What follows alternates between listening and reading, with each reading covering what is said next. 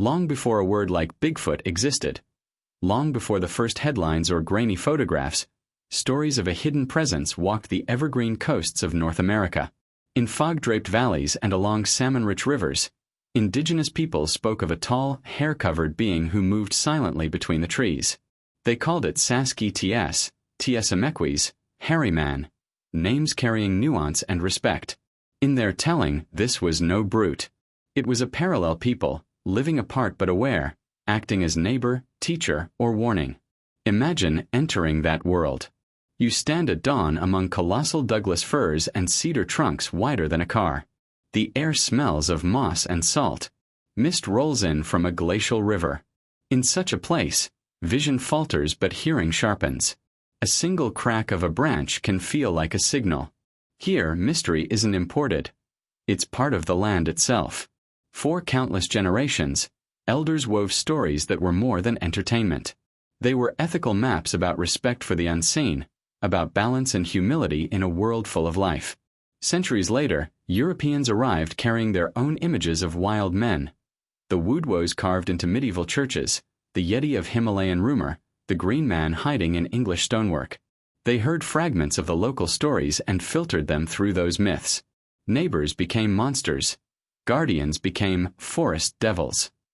Out of that meeting grew something new, a hybrid legend bridging two traditions.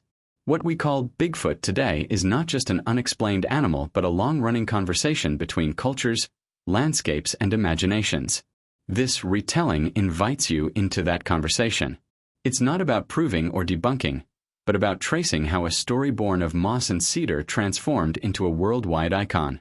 From the hidden Saski-Ts of Coast Salish memory to the first newspaper reports, from guardian spirit to cryptozoological puzzle, the creature we call Bigfoot has walked beside us for far longer than the word itself has existed.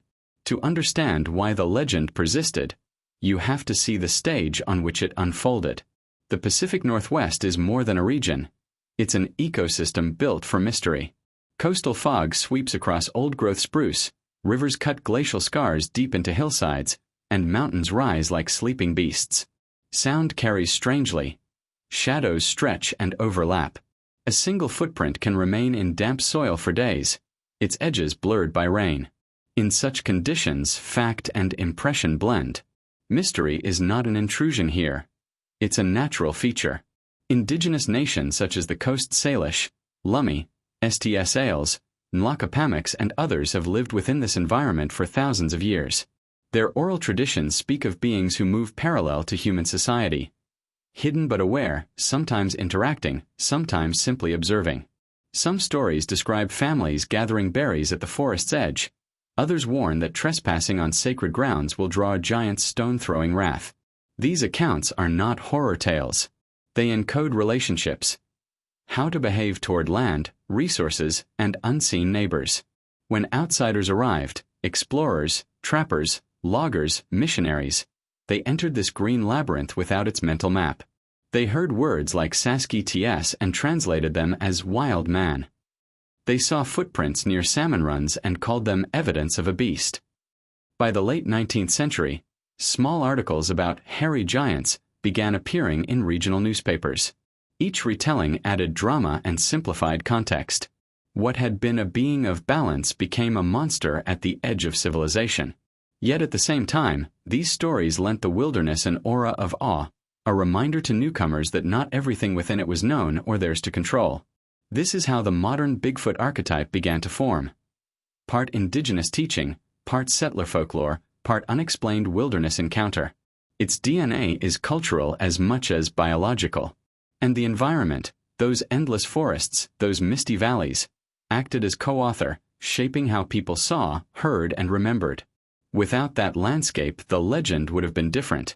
Within it, a hybrid myth took root, ready to step into the 20th century as one of America's most enduring mysteries.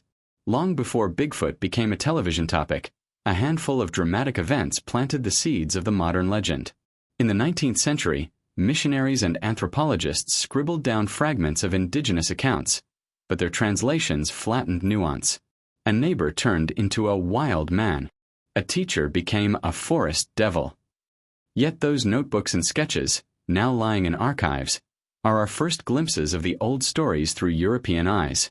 By the early 20th century, a new kind of report began appearing. Prospectors, loggers, and hunters claimed they had seen enormous footprints near remote camps. Without the cultural framework to interpret them, they spoke of monsters. Local editors, eager for copy, printed the tales.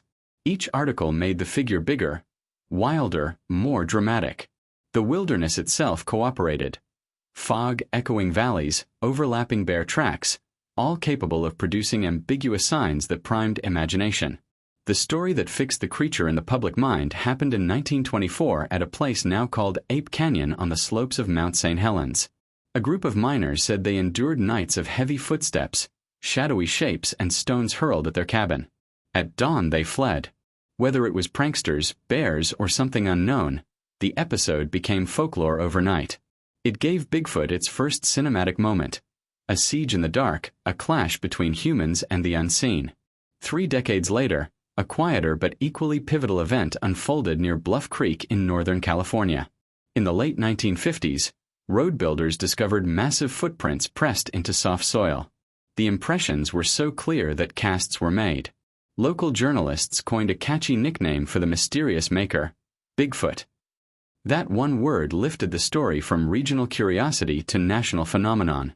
It no longer belonged just to the Pacific Northwest. It became a headline, a brand, a myth that anyone could reference. These 2 episodes, an attack at a cabin and an oversized footprint on a new road, built the scaffolding for everything that followed. They transformed a set of overlapping local traditions into a creature with a single name, a single image, and a nationwide following.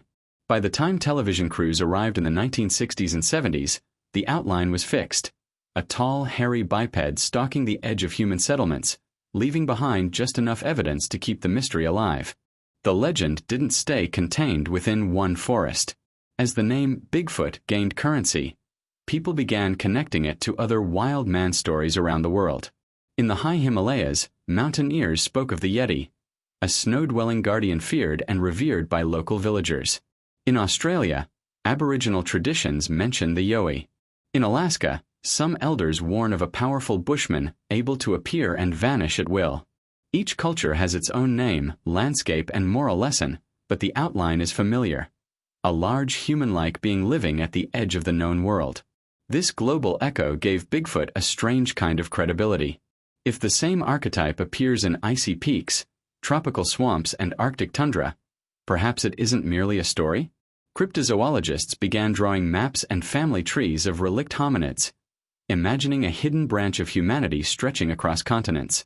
Whether one accepts their theories or not, these comparisons expanded the myth from a local curiosity into a planetary mystery.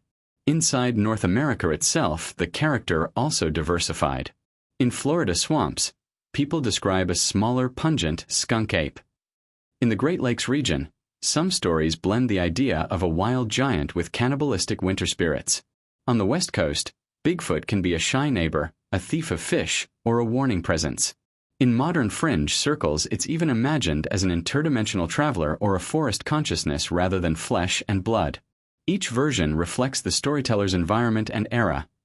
Swamp versus mountain, science versus spirituality, fear versus stewardship. And then there is the evolution of its image. Early newspaper sketches depicted a brutish ape man. By the 1970s, television specials and children's cartoons softened it into a misunderstood gentle giant. Environmental campaigns adopted the silhouette as a playful emblem of wilderness. Today you'll see Bigfoot on beer labels, hiking gear, and memes, sometimes serious, sometimes ironic, always hinting at mystery. The creature is no longer just an elusive being. It has become a cultural shapeshifter, absorbing whatever meaning we project onto it.